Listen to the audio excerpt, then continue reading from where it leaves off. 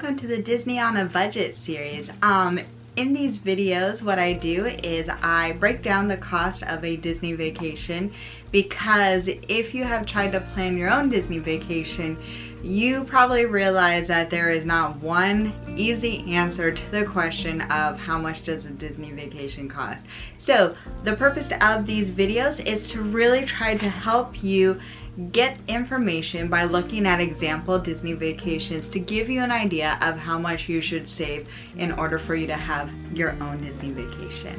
Alright, so let's get started with it, and I'm so excited because if you've been watching this series for any length of time, you know that I have tried to keep it at a more affordable budget. Well, today I'm blowing it off.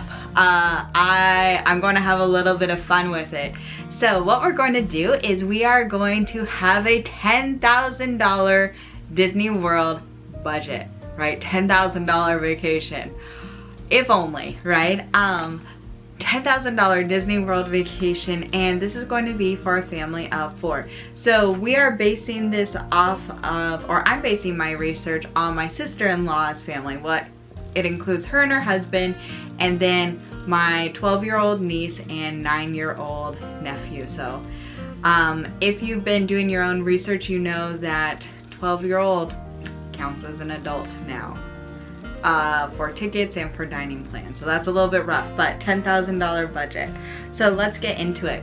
I wanted to see what would $10,000 for a week in Disney would cost. So 6 nights, 7 days, and I just picked a random time, August 18th through 24th, and I did that because I wanted it to be before Galaxy's Edge open, because that will change things a little bit. So this is just a general Disney World trip in the summer, 7 days. The hotel, Grand Floridian, right? Is there a fancier hotel on Disney World property? I don't know. But since the theme is going to try to be a little bit extravagant, I wanted to send them to the Grand Floridian. And they're going to have 7-day park hopper tickets, because if you're blowing the budget, why not be able to go to any of the parks if you want to? Not water park. Didn't get the water park though. And I gave them the regular dining plan. So the regular dining plan is per night,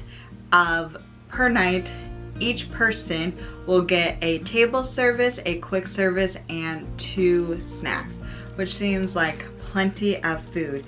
And they are going to have a package, so they're not really concerned about looking into the details of saving money. They're going luxury because they're staying at the Grand Floridian. This is just a standard room, the Grand Floridian, that I'm getting to. And I will break down the cost of their package and then what I included later for some extras at the end. All right, so let's get to it. So day 1, I always start for the first day kind of in the evening to get them all back from their plane travels and things like that.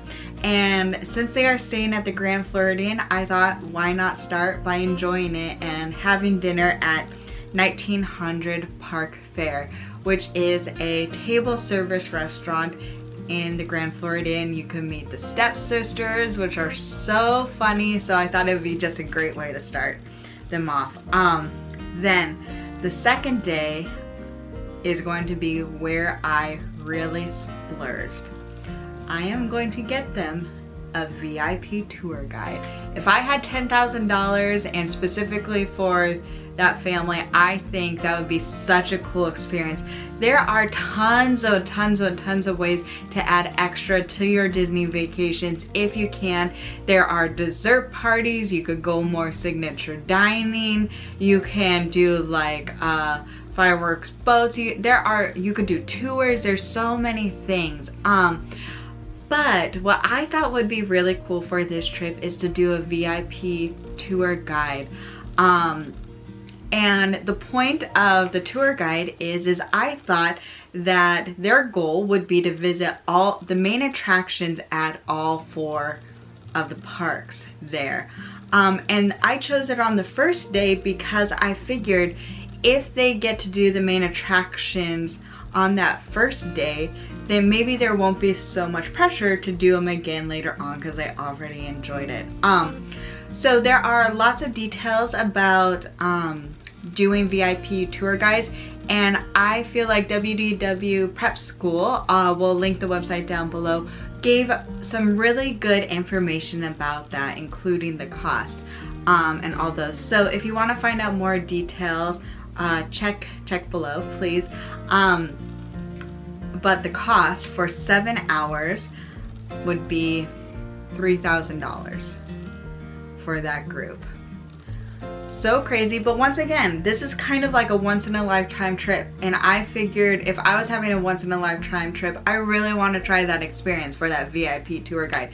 They get you through the fast pass entrance, and then you get someone to give you so much knowledge, and it's really personalized. So that's what I would have them do. And okay, so day 2, focus, sorry. And then also I would want to time it so that the tour guide could get them special seating for happily ever after, which would be awesome. So they would have breakfast at their, they would just have like a snack breakfast at their hotel, the Gasparilla Grill, and then they would have an early lunch at Sci-Fi, which is Hollywood Studios, table service. And then after their early lunch, that's when I would have them start their tour guide session. So in the afternoon time. So they would go tour the main attractions, and then I would have them actually have for dinner, if they could time it right, a quick service restaurant, maybe Satuli Canteen at Animal Kingdom. I've heard nothing but great things from that, so I would have them go to Satuli Canteens. So the big hitters like Epcot, Test Track, Frozen Ever After, Magic Kingdom, Seven Dwarfs Mine Trains, obviously they would end there. Hollywood Studios would be Slinky Dog Dash, Rock and Roller Coaster, Animal Kingdom, Pandora. They would hit all the highlights that day. It would be amazing, and then they would end with having special seating at Happily Ever After. And they would also be able to have snacks during that, so I plan for them to have like a Dole Whip or churro to hold them over. So that would use 8 of their snack credits, 4 of their quick service, and 4 of their table service. Oh, if you have ever done a VIP tour guide, please let me know in the comments about if you thought it was worth it, because it's definitely high on my bucket list. So I want to know if it should stay there or if it should move around a little bit. Alright, so their third day is, I kind of wanted them to have a little bit more of a laid back day, because the VIP tour guide, I'm guessing they're going to want to like go to get their money's worth out of it. So I thought that they would probably sleep in and then maybe have like a brunch at the Grand Flow Cafe, which has great quality food. So brunch at the Grand Flow Cafe, and then maybe go into Magic Kingdom for a little bit, or go to the pool, but then have a nice fun dinner at OHANA over at the Polynesian. They could walk there, go to the monorail stuff. So that would be that'd be using table service meals for that. At Animal Kingdom, so day 4, I would have them go to Animal Kingdom and also Disney Springs. In the beginning, they would go to the bakery, Kusafari Bakery, get some cinnamon rolls for their breakfast. For lunch, they would go to the Flame Tree Barbecue for quick service lunch. Lots of food, lots of great reviews. And then for dinner, I would have them go to Blaze Pizza in Disney Springs, because Blaze Pizza is amazing. It's great quality and it's a quick service, and I highly recommend it. And then maybe for snacks, they could go to Arista Crepes in Disney Springs. I know that has some funky operating hours, but all of the picture of the desserts that I've seen on Instagram look phenomenal. So yes. And then that's our day 4. Day 5, I would have them do Hollywood Studios and then also Epcot.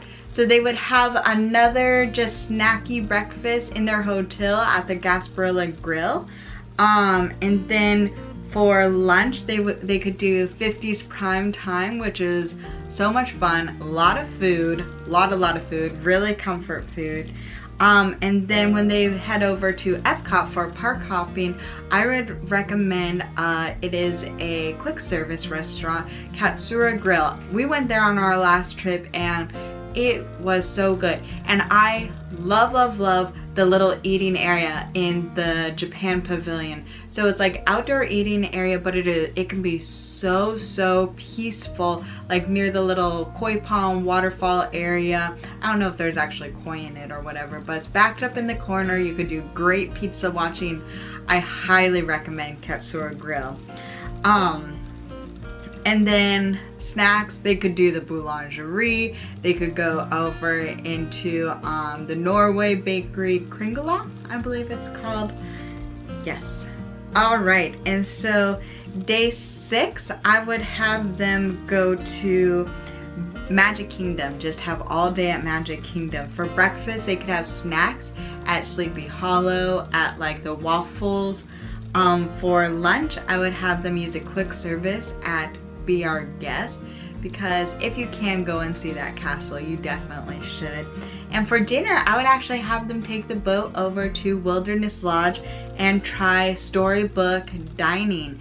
We went there and it was a really cool experience. It's a character, it's only one table service, and the food honestly was hit or miss, but the atmosphere was really good and it was good enough to go. It's good enough that I would recommend it.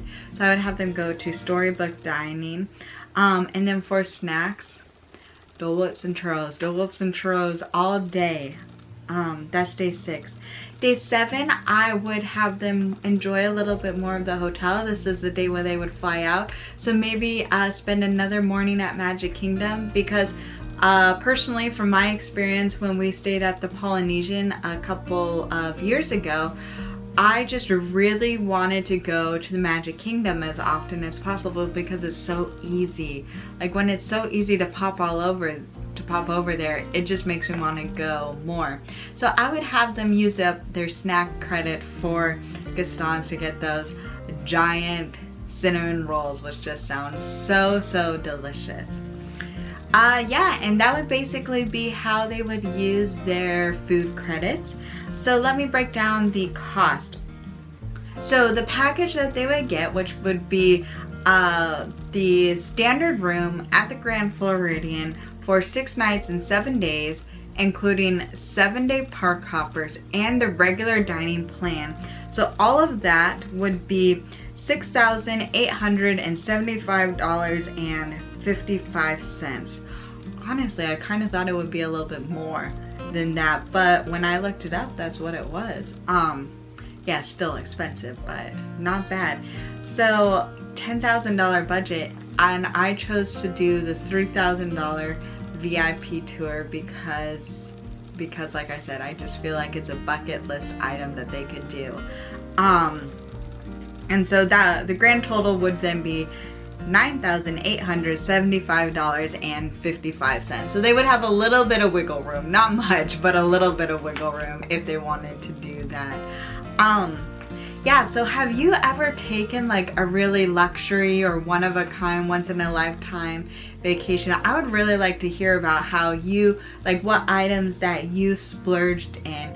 My husband and I thought like our once-in-a-lifetime trip would be when we were staying at the Polynesian, but in doing this video series, I'm just learning that there are lots of ways to save money, and maybe staying at a deluxe property might not be a once-in-a-lifetime chance for us. Who knows? Anyway, I'd love to hear it. Thanks so much for watching. If you liked this video, please give it a thumbs up, and we would really appreciate it if you subscribed if you liked it. And I think that's all. So I hope you have a wonderful day. Thank you for watching. Bye.